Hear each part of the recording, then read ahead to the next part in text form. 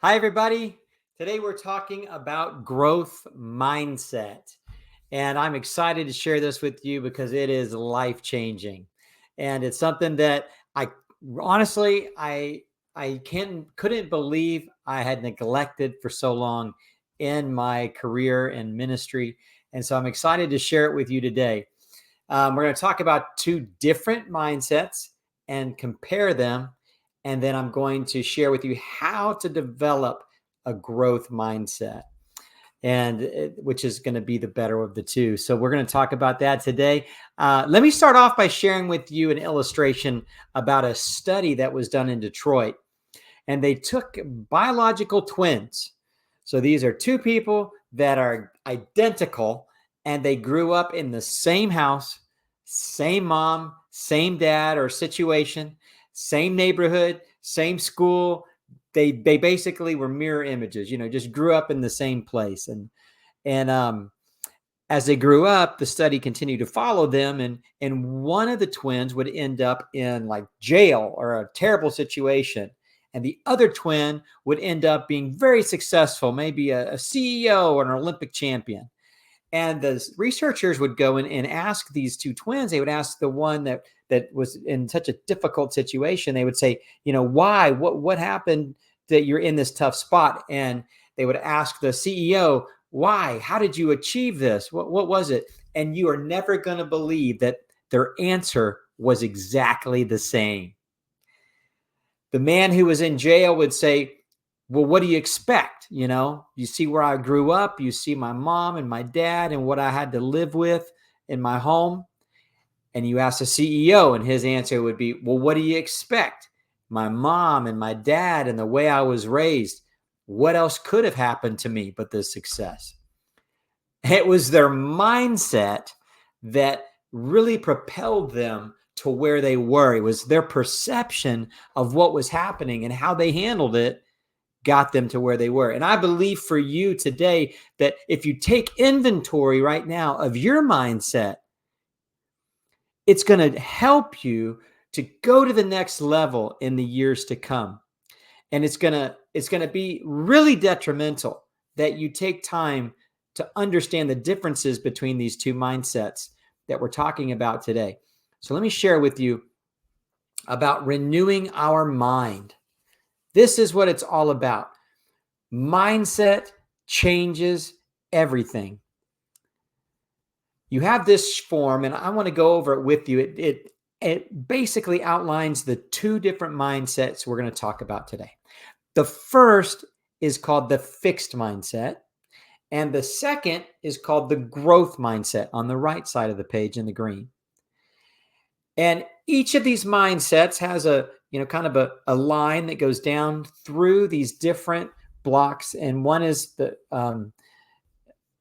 each one has a different little name here, like challenges, obstacles, effort, criticism, success of others, and we get to see the reaction. So a person with a fixed mindset believes that their intelligence is fixed. It's never going to change. But a person with a growth mindset believes that they're here to be stretched and challenged and fail and get back up and learn new things. They have a growth mindset, right? And so how do these two mindsets, how do they respond to obstacles? Well, a person with a fixed mindset avoids obstacles, of course, because they don't want the something difficult that could cause them harm. However, a person with a growth mindset, when they encounter an obstacle, they embrace it. Or challenges is the first one.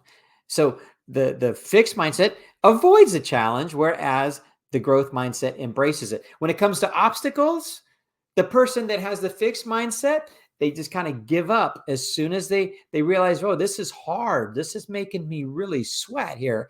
I'm going to give up. The person that's the growth mindset, they lean in. They persist in the face of setbacks and failures. When it comes to effort, putting forth more than would normally be required. A person that has a fixed mindset says, what's the point? They see effort as fruitless. or even detrimental. And a person that has a growth mindset, though, they see effort as the path to mastery. It's a natural part of growth. Okay. Criticism. A person that is in the fixed mindset, you can imagine they hate criticism because they have to maintain an image of success, but they feel and know that they can never change. So what they currently are has to be seen as successful. So if you critique it, oh man, it's like stirring up a bee's nest. So they ignore it. And in some cases, they would fight back and curse it. Someone with a growth mindset, when they hear criticism, they decide to learn from it and take what they can to grow. And the success of others, this is when you can really identify what kind of mindset you're operating in. How do you react when those around you succeed? Do you get jealous? Do you want to kind of tear them down a few notches? That's what the fixed mindset does. Why? Because they're threatened by the success of others. Because again, they feel like they cannot, they're not going to grow any. They are who they are. And so if somebody else is more successful, it's threatening. Whereas someone in a growth mindset, they find there's lessons to be learned here. I can be inspired by the success of this person. And you can go through this chart and see the differences between these two mindsets are really just amazing. I mean, it's horrible how long and how many times I have been in a fixed mindset. And I've avoided challenge and obstacle for fear of failure. And I realize more and more that this growth mindset isn't something that I just wasn't born with necessarily, but I can develop it, and so can you.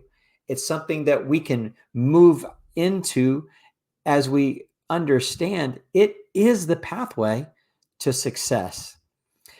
And it's important for us to remember that we are not to conform to the pattern of this world, but to be transformed by the renewing of our mind. And that is exactly what the growth mindset would require of you, is a mind that can be renewed and go from level and glory to glory. Because then you're going to be able to test and approve what God's will is, his good and his perfect will. So mindset, that's our topic right now. How do we get that growth mindset in our lives? And that's what I want to share with you right now. And the good news is that you can develop a positive mindset, and anybody can. Whatever personality type you are, whatever your strengths are, you can develop this and learn to embrace the struggles and obstacles and criticisms by employing a few practical tactics and learning to actually take inventory of thoughts in your mind. Let me talk to you about that a little bit right now. So when you got ready for this class today, you packed a lunch, you kind of thought about what you're going to wear, maybe how you're going to do your hair, makeup. You thought about how you're going to get a ride to class, or in some of your cases, how you're going to log on. What room will I be in? Will it be quiet? You know, and you thought through and prepared for this moment. Okay. But how many of you actually thought, what thoughts do I want to be thinking as I begin this class? I thought about what I'm going to wear. I thought about what I'm going to eat.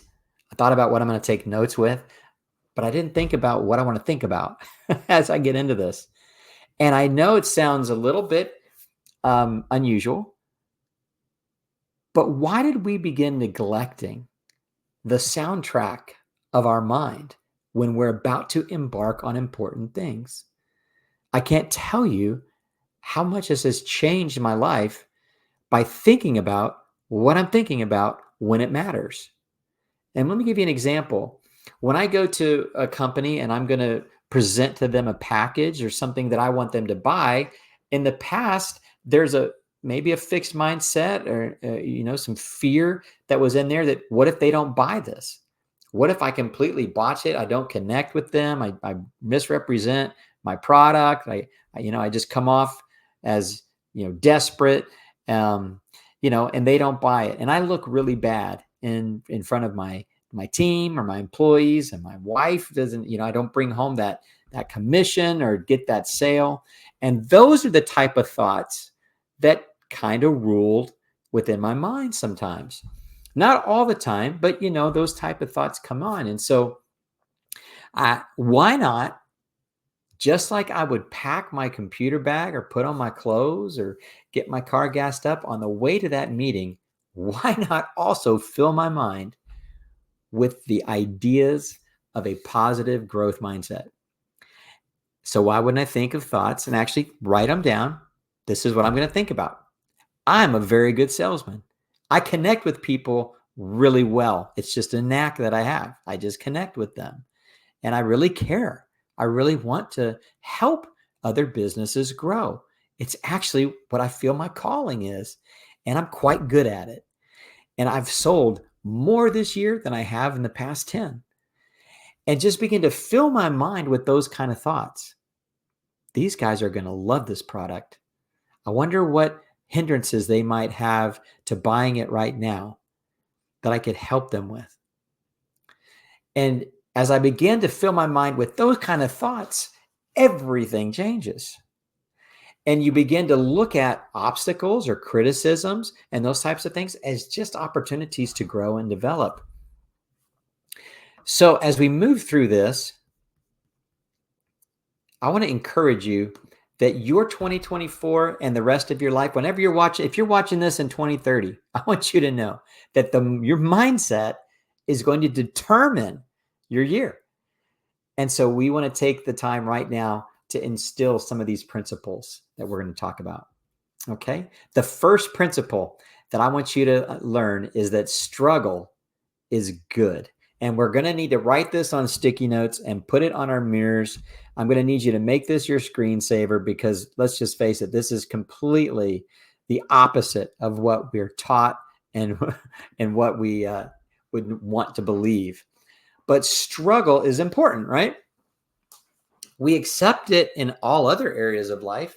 Like if I want to get muscle, I know I'm going to need to struggle. The only place that benefits me in the exercise is here, where there's tension. Here doesn't do anything. There's no struggle and there's no tension. But it's that time under tension where I go out to there and it hurts a little bit and it pulls on things. If I can learn and teach myself to actually enjoy that stretch and that tension, that time under tension, and that struggle is good, then I'm going to develop strength in a physical way. And we accept that and we say, no pain, no gain. And we all agree. But when it comes to relationships, when it comes to learning a language, when it comes to learning a software program or learning something new at work or having a new boss who does things a little bit different and it causes us, to make some changes and struggle, we throw all of that out and we say, no, I don't want to struggle. I don't want to deal with that. But I want us to learn how to embrace a struggle because of the mindset that says, I can grow. I can develop these new ways and these new things, and it's going to make me stronger. So we're going to learn how to embrace struggle as a good thing. So the researchers that were a part of Carol Dweck, her team, she wrote the book on mindset, literally. This is the authority on mindset, and it's a wonderful book to have. I'll put it right there in front of the camera for you for a minute. In her research, they did a test with children where they gave them puzzles, and they gave them puzzles that were easy. So there's just maybe 5 or 6 pieces, and it's actually on YouTube. They have video of these, some of this research, and it's really cool to watch. But these kids will do the puzzle. They can all do it, very simple. And then the researchers would all cheer. Oh, you're so smart. And the kid feels pretty good about that. And then they would present the kid with an option. You can do another puzzle that's 5 or 6 pieces, or you can do this puzzle that's 20 pieces. And the kids that had the fixed mindset, which one do you think they picked? They went with the simple puzzle because they knew if they did that, they knew they could do it. And if they did it, they would get praise. They would rather have the affirmation that they are smart than the challenge and the stretching of actual growth. Now, the opposite was true with the kids that they had identified that had a growth mindset. Those kids would look at the researcher almost like they were dumb. Like, why would I want to do that one again? I want your hardest puzzle. And one of the girls in the videos actually says, oh, yeah, I can't wait. I'm going to do the hardest puzzle you have. What an attitude. I wish we could all bottle up that mindset. Bring it on. Give me your worst. I'm going to learn it. I will figure it out. That is that growth mindset. Not afraid to fail. And they would show these kids trying. They weren't getting the affirmation because they weren't figuring out that difficult puzzle, but they had learned to enjoy the process. And it was actually more fun to try and fail and then ultimately figure it out. And when they did figure it out, it was such a rush. They had done a more complicated puzzle. That is what I mean by leaning in to the struggle. Here are a couple of ways you can do that practically right now. When you're feeling resistance to your ideas, or you're not getting what you want immediately, as simple of a situation as being in the DMV, I want you to lean into that resistance and learn to be comfortable with it. Learn to be comfortable when your idea isn't accepted right away in the meeting, when you're not getting what you want immediately. Okay? Learn to lean into the resistance. And I would even say, learn to lean into the failure, because it's a very similar feeling. And what we've done with that fixed mindset is a person with a fixed mindset takes failure from an action into an identity. And that's bad.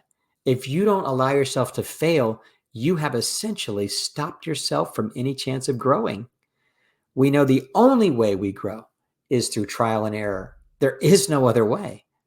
And so when you determine that you will not fail, because if you do, it means you're a failure, you have put the lid on your life as far as leadership or growth. You are done. You will not grow again.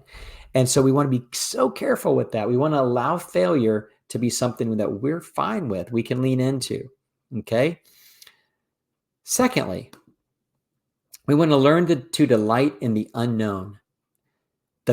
We want to fear not trying more than possibly failing.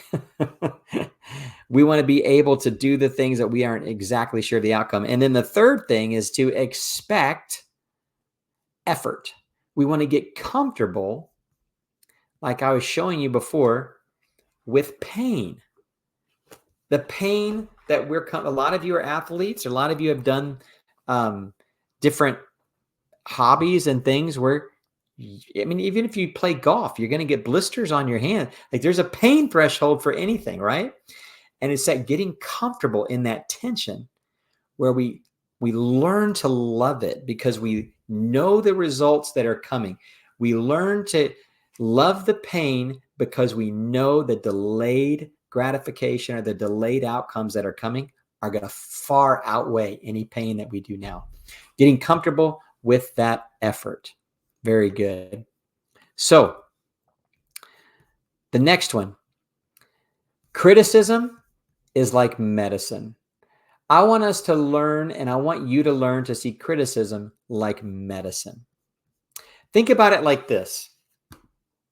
Without a review, there will never be a better you. Okay. Think about it as if you went to the doctor because of chest pains. The doctor sits you down. He does all of his tests, pokes and prods you, and does everything. And then he comes back in the room after looking at all of your tests, and he says, I have some news for you.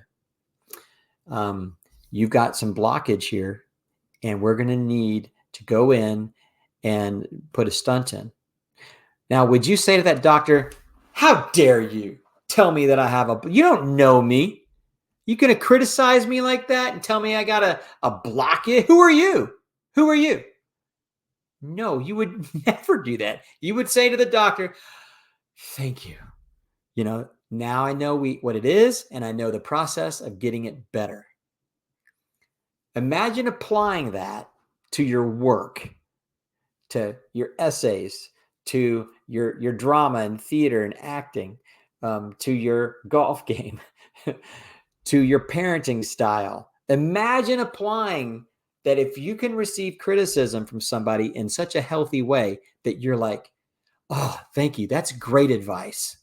I'm going to write that down. That's good stuff.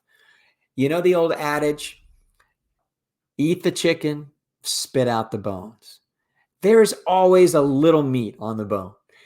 Not everybody is well trained to give their criticism in easily digestible bites covered in honey and sweet to the taste. No, most people, when they give criticism, they use generalities and they exaggerate it. And many times they don't really give you a way to correct it. But if you've got that growth mindset, you can develop yourself enough to be able to take the meat, even from someone that's not very good at giving criticism, that's healthy, but you can still learn from it and you still win. Okay. That's what I'm talking about. To be able to take criticism and grow no matter what. That's called being intentional. There's a lot of folks out there that say they want to grow and they want this year to be their best year yet. However, but when anyone has the courage to actually give them criticism, they immediately go into defense mode. And there's absolutely no growth that comes from it. And you know what happens? I can tell you as a leader, when someone doesn't respond to my instruction or me trying to help them, when I see some things that I know would help them grow, and when they respond defensively, after a while, you just stop telling them because you know their response and they're just not going to receive it anymore. What a scary place to be as a young leader. And I consider myself still growing and needing counsel and mentorship and wisdom. What a scary place to be if my leaders and those around me just didn't feel it was worth their time to speak into my life. Whew, that would scare me to death. I always want to invite criticism. So as a leader, I'm learning to ask those questions. Hey, how did I do on there? Would you have done that different? Did that sound right? I felt like I wasn't connecting, or man, I don't think I handled that situation well. The couple seemed a little bit upset when they left. Like maybe I didn't communicate very clearly, and so on and so forth, and learn all that I can from it. Okay. Criticism, eat the chicken, spit out the bones. It's personal, but it's not defining. Treat it like a doctor's assessment. It is a rarity. The more authority you have, the more intentional you have to be. This is so key. The higher up the leadership ladder you go, the less and less authentic criticism you're going to get. You will end up in a silo where all you hear are yes men, and nobody's really giving you hard critique. No one's really going to correct you because you're the boss.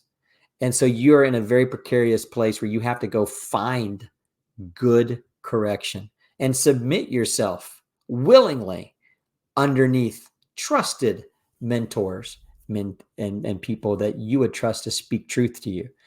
And you can always tell the people that go off the rails, they sort of lost that authority in their life and they're just willy-nilly doing whatever they think is right. And it gets to the point where it's obvious to the rest of us that this person doesn't really have anybody in their life that can just tell them, hey, this area needs some shoring up, or you're coming off really harsh to people. They don't have it anymore. And so we don't want to be like that. As you go up the ladder, you're going to have to keep people around you and learn how to get good critique. And then ask questions to get more feedback. Like a miner discovering gold, you're asking questions of those around you that will help you grow. Good. All right, bonus. Last couple of minutes here. I want to give you a bonus, and that is to celebrate others' successes.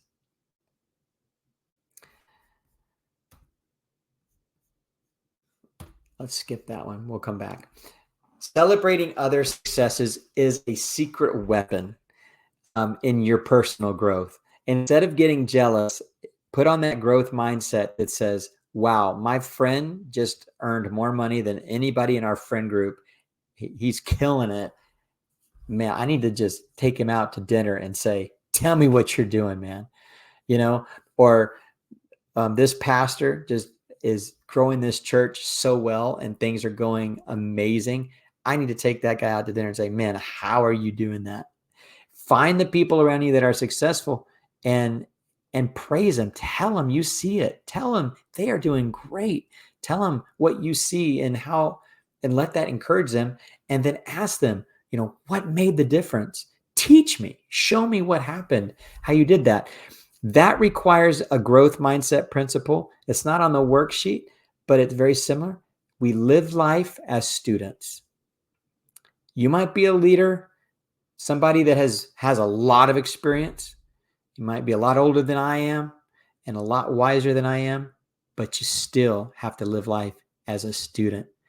We're always keeping our heart and mind open to learn and to grow. And that helps us in cheering for our friends' successes. And I like something called sharing a diploma. When those around you succeed, the fixed mindset gets jealous and stressed because you didn't win or you didn't achieve. But the growth mindset sees opportunity, because when a friend or coworker or family member accomplishes something great, it's a free buffet of wisdom for you. You get to go in and share in their success by learning from them without necessarily having to pay the prices they had to pay to get that success, unless they're going to charge you for it. But learning how to grow from other people's successes is the bonus in the growth mindset. And to give you an idea, think of Nobel Prize winners, the smartest among us, the ones that are recognized in our culture as just being those difference makers. Did you know that the majority of Nobel Prize winners had a Nobel Prize winning mentor? So the person they're giving the Nobel Prize to has worked with Nobel Prize winners speaking into their life. There's no wonder why they are achieving what they're achieving, because they submitted themselves underneath someone else to learn and to grow from. And in closing, let's put this into practice. I want you to check out this new anthem. It's in your packet, and this will be a simple way for you to begin the process of kind of reprogramming your thoughts to being positive. This is the new anthem, and it's just a positive confession. You say it every day for 30 days, and it begins to get into your spirit, begins to get into your mind and your outlook. And it's actually a lot of fun. It's written by one of my favorite authors and speakers, Jon Acuff. And John writes this out, and you can rewrite it to fit you, but let's read it together. I, Brian, you say your name, choose my thoughts. I know that doing my best starts with thinking my best, like laying a path for an adventure. These thoughts are going to set the course for my actions. I'm confident that what I think matters. I'm excited to see what happens next. I'm disciplined and dedicated to stick with it. And here are 10 things that I know. Today is brand new, and tomorrow is too. I've got a gift worth giving. I love that one. Remind yourself of that. The only person standing in my way is me, and I quit doing that yesterday. I'm the CEO of me, and I am the best boss. Winning is contagious.